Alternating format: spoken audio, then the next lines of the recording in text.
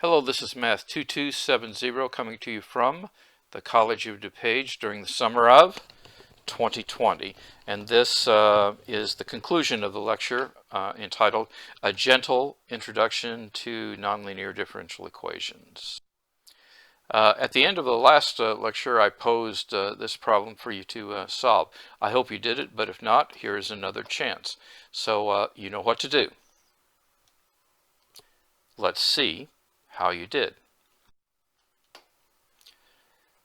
So the substitution we spoke about was letting u equal y prime, and then that means that if I take the derivative here again, that du dx is equal to y double prime. So this equation that we started out with using both of these substitutions becomes du dx is equal to 2x u squared, which is a separable equation. So here we separate the variables. We integrate both sides. This is a good review of that, and we get this. For convenience, we're talking about calling this c1 squared, just so it's very clear what we're going to do. You could have called it something else, but you might have not been thinking about the integral in the way that we're going to think about it. So the constant of integration is written that way. Now, that means that this is equal to this, and this is 1 over y prime.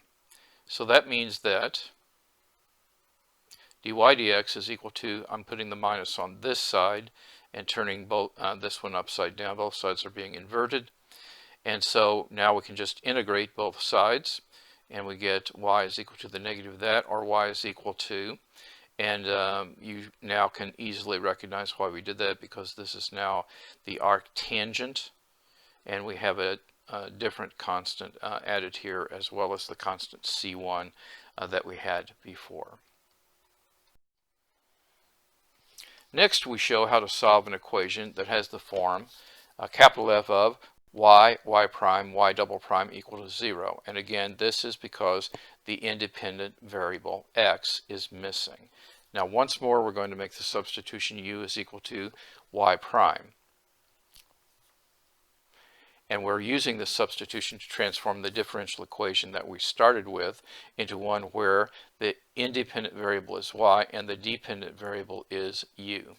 So to this end, we're going to use the chain rule to compute the second derivative of y, which is one of the things that we need. And again, the first derivative, we know that we let it be u. So what happens is, taking the derivative of the second derivative of y is going to be du dx, but du dx by the chain rule is du dy times dy dx. But this part right here is u, so this is u times du dy. So now what we're going to do is substitute that in the equation, and you see what will happen is we now get a first order equation that looks like this. You want to think about what went on here a little bit as you work through this. And here's a problem where you can practice that. So the problem I'm giving you is y times y double prime is equal to y prime whole squared. You know what to do. Let's see how you did. Well, we do this substitution and do the chain rule as above, and this equation then becomes y double prime became u du dy, and y prime whole squared is u squared. This is separable, and so we separate variables this way. We integrate both sides, and we get the ln of the absolute value of u is equal to the ln absolute value of y plus c1. And if we exponentiate both sides, we get that u is equal to a constant c2. And again, we're playing fast and loose with these constants, c2 times y. But now we can go back to our substitution, and since u was equal to dy dx, what happens is that means that dy dx is equal to cy, and so we can separate the variables again, and we can integrate both sides. We'll get the ln of the absolute value of y is this, and then we exponentiate both sides, and we get this. And again, there's some relabeling of the constants here that happens. So y is equal to c4 e to the c2x. The last example that we're going to speak about uses a Taylor series. So in some instances, a solution of a nonlinear initial value problem in which the initial conditions are specified at a point x0 can be approximated by a Taylor series centered at x0.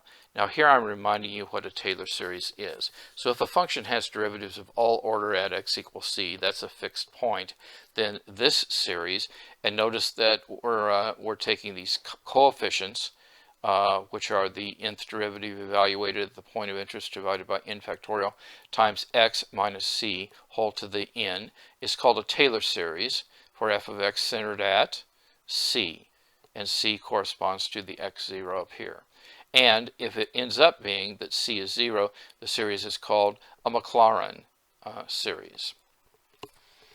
And we also, just while we're thinking about this, when we can do the calculation for this, the leftover part, or the error term, is like this. So you see, if we're talking about a value of x that is very close to the value of interest c or x0, then I raise it to the n plus 1 power. This becomes a very small expression, or at least it can be a very small expression.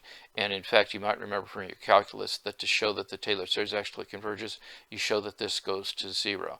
But this gives you a little bit of a handle on how many terms you might need to have. So let's work through this example. So let us assume that there is a solution to this. And again, it's a nonlinear differential equation and an initial value problem. And notice that my point of interest I'm taking to be 0 for simplicity.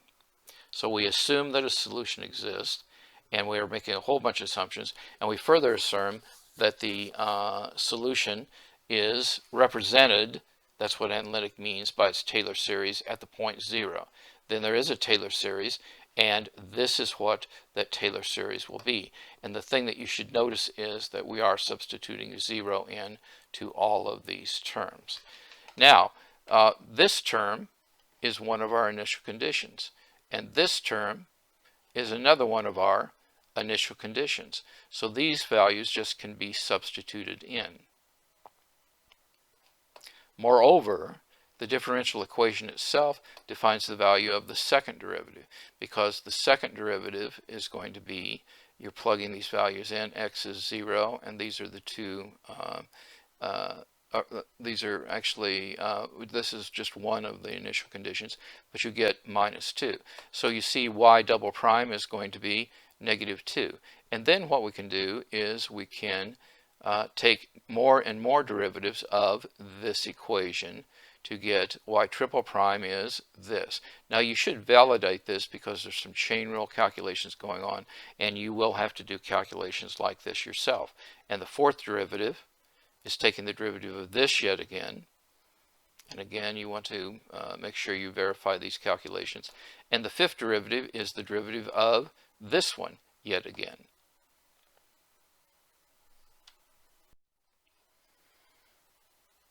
So we've taken those derivatives, but you see what happens is that the third derivative is defined in terms of the first derivative and the function itself. So we can calculate the third derivative.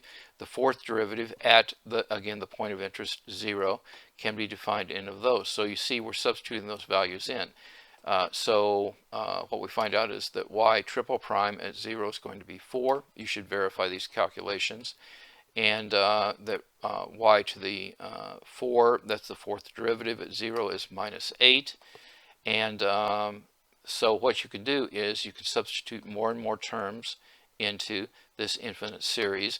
And suppose you say, oh, my estimate is good enough if I am raising, if I'm close, raising the value of x, which is close to 0, for the Taylor series to make some sense. what happens is I could maybe stop right there with my solution. In closing, now more than ever, time is precious. Each day must count. Do the math. It will make you strong. And now, more than ever, take care of yourself and of each other. God bless.